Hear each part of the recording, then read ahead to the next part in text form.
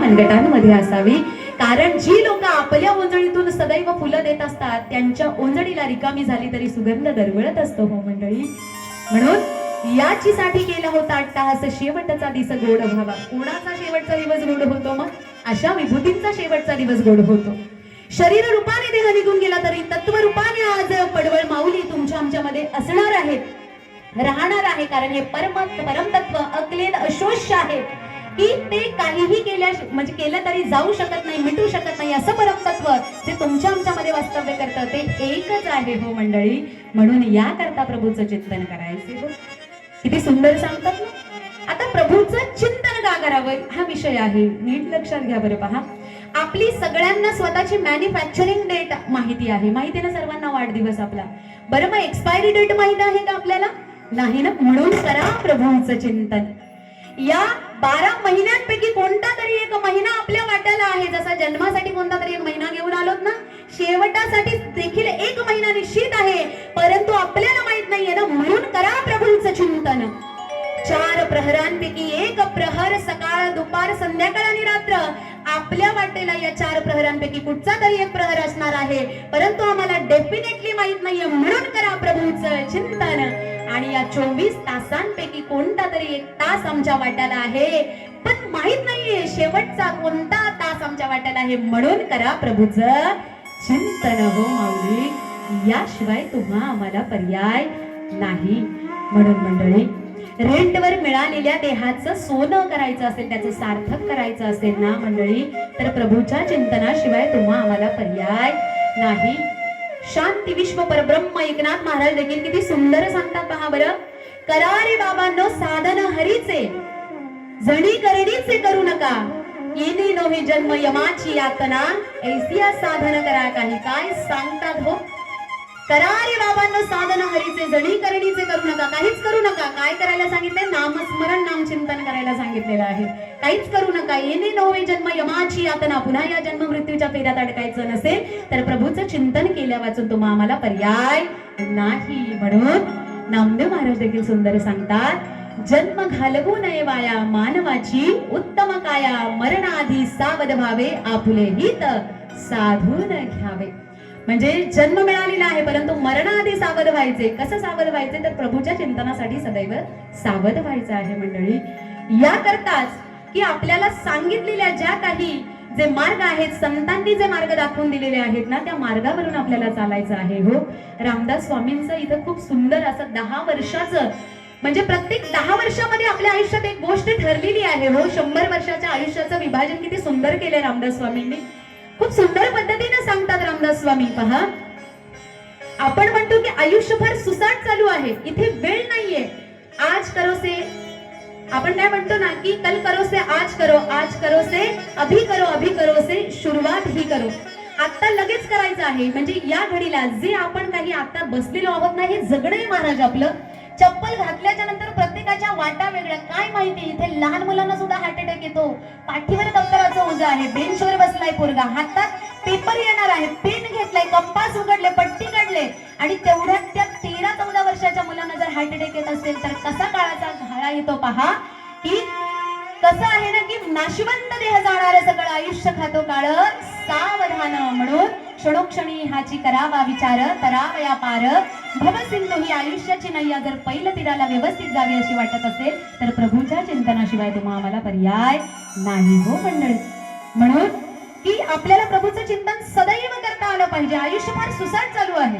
आपण म्हणतो नाही आज नाही करत, मी उद्या करेन. आज माझा काही मूड नाहीये, मी उद्या करेन. प्रत्येक दिवसाची एक घटना लिहिलेली आहे, ती त्या त्यावेळी घडतेच. आपण कितीही त्यापासून दूर राहावं. 12 जूनचा प्रसंग जर आठवला ना तर वरून पडणारं विमान हा एक परतानाशाचा प्रकार आहे, परंतु जे विमानात बसले होते ते आश्रय नाशाचा प्रकार आहे. ज्यांनी विमानाचा आश्रय घेतला, हजारो खर्च करून विमानात बसले जीव मुठीत धरून, परंतु विमान पडलं ना, आश्रय नाश. ज्यांच्या डोक्यावर पडलं, ज्यांचं भविष्य उभरत आहे, त्यांना माहितही नाहीये कोण दिवस येईल कैसा नाही देहाचा भरवसा. त्यांच्या डोक्यावर ते विमान पडलं म्हणजे परतानाश. आपल्यापेक्षा भिन्न वस्तूचा आघात झाला म्हणून झालेला तो नाश हा परतानाश. म्हणजे कोणता दिवस कसा येईल माहित नाहीये ना, म्हणून प्रभूचं चिंतन करायचं आहे मंडळी. किती सुंदर सांगितलंय. प्रत्येक 10 वर्षाचे एक वेगवेगळी एक असं विशिष्ट बदल आहे माणसाच्या आयुष्यामध्ये. किती सुंदर पहा.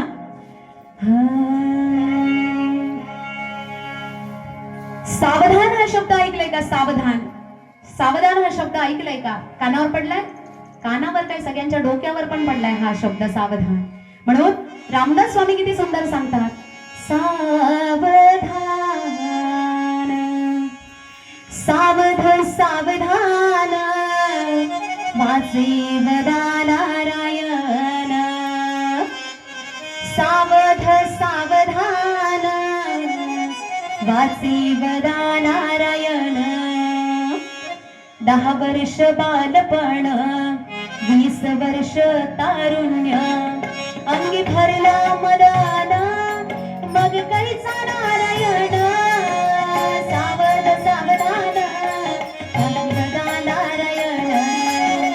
सावध सावधान वाचेवदा नारायण.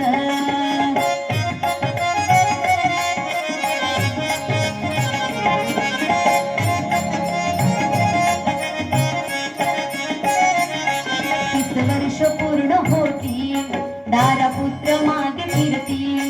30 वर्ष पूर्ण होती दारापुत्र मागे फिरती. मग तो कैचा परमार्थी वाचेवदा नारायण. सावध सावधान वाचेवदा नारायण. सावध सावधान वाचेवदा नारायण. 10 वर्ष बालपणामध्ये जातात, 20 वर्षामध्ये तारुण्य, अंगी भरला मदन मग कैसा नारायण. व या मुखातून 30 वर्षांमध्ये आना मागे लागतो, दारापुत्र मागे फिरती. आणि मग तो कैसा परमार्थी, प्रभूच्या स्तवनाचा त्याला विसर पडतो. मग 40 वर्ष होती, डोळा 40ची लागती. म्हणजे डोळ्यावर चष्मा 40 मध्ये लागतो. आता ज्यांनी घातलाय त्या वयात आता राहू द्या, आता काढू नका. 40 वर्षामध्ये डोळ्याला चष्मा लागतो. डोळा 40 आली, डोळ्यास भुरळ पडली, कैसे दूर आणि जवळी. सावध सावधान वाचेवदा नारायण. सावध सावधान वाचेवदा नारायण. 50 वर्ष पूर्ण होती, हलती दातांच्या पंगती. पहा, सगळ्यात उशिरा येणारे आणि लवकर जाणारे दात, त्यांच्यावर कधी भरोसा ठेवू नका हो. कारण इथं कोणावरच भरोसा नाही, त्या दातांवर तर अजिबात ठेवू नका. म्हणून या मुखाला चांगलं खाण्याची सवय लागायला पाहिजे. नको ते खाण्याची सवय लागली की दात पडल्यावर मग माणूस उगाच दात हलवत बसतो, नुसतं तोंड हलवत बसतो. म्हणून 50 वर्ष पूर्ण होती, हलती दातांच्या पंगती. आणि या दात हलायला लागले की मग सगळंच काही तिथेच राहून जाते. श्याम केस शूद्र होती, त्यास म्हातारा म्हणती. सावध सावधान वाचेवदा नारायण. सावध सावधान वाचेवदा नारायण.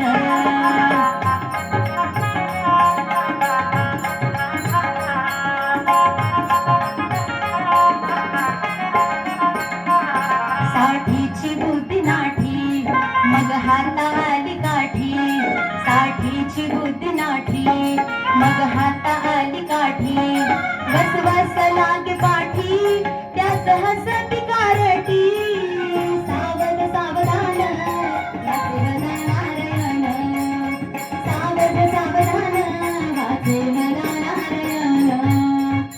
60 मध्ये मनुष्याची बुद्धी नाठी होते. म्हणजे ज्याला आयुष्यामध्ये कधी, ज्याने फक्त प्रपंच केलाय ना महाराज, ज्यानं फक्त प्रपंच केलाय, ज्याला कधी देव कळाला नाही, ज्याला देश कळाला नाही, ज्याला धर्म कळाला नाही, ज्याला कधी साधू कळाला नाही, ज्याला कधी ग्रंथ कळाला नाही ना, अशा माणसांची साठी फार विचित्र आहे हो. 60ची बुद्धी नाठी मग हाता आली काठी. कसं आहे, वसवस लागे पाठी. म्हणजे नको ते बरळायचं, काही बोलायचं, ज्याला अर्थ नाहीये, अशी 60ची बुद्धी नाठी. कोणाची? जे डोक्यावर टोपी ठेवली ना त्यांची नाही बरं का. आता असं नाही बोलावं, परंतु माऊली नामकीर्तनामध्ये जो आहे ना त्यांचं शेवट हा फार गोड आहे हो. पण चिंतन असायला पाहिजे. भले तुम्ही कसेही कपडे घाला, परंतु प्रभूच्या चिंतनाचा विसर पडायला नको. 70ची झाली रचना, मग बसल्याने उठवेना, उठव्याने चालवेना, चालव्याने बोलवेना, अशी 70ची रचना आहे. 8 4 20 मिळून 80, मग तो झाला अपयशी. मग 80 वर्षाचा जे माणूस आहे ना, की आयुष्याची 80 वर्ष म्हणजे तो अपयशी होतो. म्हणून इथे बसलेल्या सगळ्या मायबाप मंडळीला विनंती आहे की 80 वर्षामध्ये कधीही आपण काही करायला जायचं नाही. मुळात कधी कुणाची लग्न जोडायला तर अजिबात जायची नाही, अपयशी होतो आपण. आणि म्हणून शपथ आहे माय बहिणींनो तुम्हाला, कधीही 80 वर्षाच्या आजीनं अगदी संसाराच्या म्हणजे किचन मध्ये जाऊ नये. सुनेनं किती तेल टाकले, किती शेंगदाणे घातले, अजिबात बघायला जायचं नाही. आणि खऱ्या अर्थानं जर 80व्या वर्षी आपण जर आपले शरीर शाबूत असेल तर रामकृष्ण हरीचा जप करत बसा कुठेतरी एका कोपऱ्यात. कारण 80ची रचना जेव्हा होते ना, तेव्हा इथं साधूंनी सांगितलेलं आहे, किती सुंदर पद्धतीने भाष्य करतात की तो अपयशी होतो आणि म्हणून या 80व्या वर्षामध्ये काही करायला जायचं नाही. 90 वर्षाचे जेव्हा झाले ना, की आपले स्वकीय आप्त संबंध जे स्वकीय आहेत ना, ते म्हणतात की आता संबंध तोडा. 90ची जेव्हा रचना होते, 90 वर्षाचे झालो की संबंध तोडायला आपल्याला सांगतात आणि 1 शतक पूर्ण होता. इथे रामदास स्वामी सांगतात 1 शतक पूर्ण होता, आला पैसा वाया गेला. म्हणून रामदास स्वामी म्हणे योगी सावध झाला. 1 शतक पूर्ण होता, आला पैसा वाया गेला. रामदास स्वामी म्हणे योगी सावध झाला. सावध सावधान वाचे वरदानारायण. सावध सावधान वाचे वरदानारायण. असे 100 वर्षाचं आयुष्य 10-10 वर्षांनी किती विभागलेलं आहे, किती सुंदर. मग आम्ही 10-10 वर्षामध्ये काय करायला पाहिजे, आमचं आयुष्य आता कसं चाललेलं आहे आणि कसं असायला पाहिजे, आपलं असणं दिसणं वागणं कसं असायला पाहिजे, याची सुंदर अगदी विभाजणी आपल्या संत परंपरेने केलेली आहे. म्हणून मंडळी, आपलं जगणं वागणं असणं दिसणं संतांच्या परंपरेने दिलेल्या वाटेवर असावं. पक्षी अंगणी उतरती ते का रममान होती, तैसे असावे संसारी. पक्षी अंगणामध्ये येतात, दाना चारा खातात आणि अगदी हाकारा दिला की उडून जातात. म्हणून या संसारामध्ये षडविकारांमध्ये आपण किती राहायचं आणि किती दूर थांबायचं ज्याचं ज्याने ठरवावं हो. कारण संसार दुःख गुण चहूकडे इंगोळ, विश्रांती नाही कुठे रात्रंदिवस तळमळ. कितीही करा ग, ताट वाट्या पितल्या चमचे बादल्या सगळं गोळा करता. अगं भाकरी भाजताना भांडी घासताना कधी जीव जाईल माहितीये का? नाही ना. म्हणून प्रभूच्या चिंतनासाठी थोडा वेळ तरी तुला देता आला पाहिजे ग. कोणी नाही म्हणणार खूप थकलेस, थांब जरा, थांब, भाकरीचा गोळा तसाच ठेव, तुला लय घाम फुटलाय, जरा बाहेर घे. कोणीच नाही म्हणणार. दादा कंपनीत काम करता करता घाम फुटला, तिथे हार्ट अटॅक आला, कोणी नाही म्हणणार की नका जाऊ बाबा, महिन्याचा पगार येतो ना, तुम्ही जायलाच पाहिजे.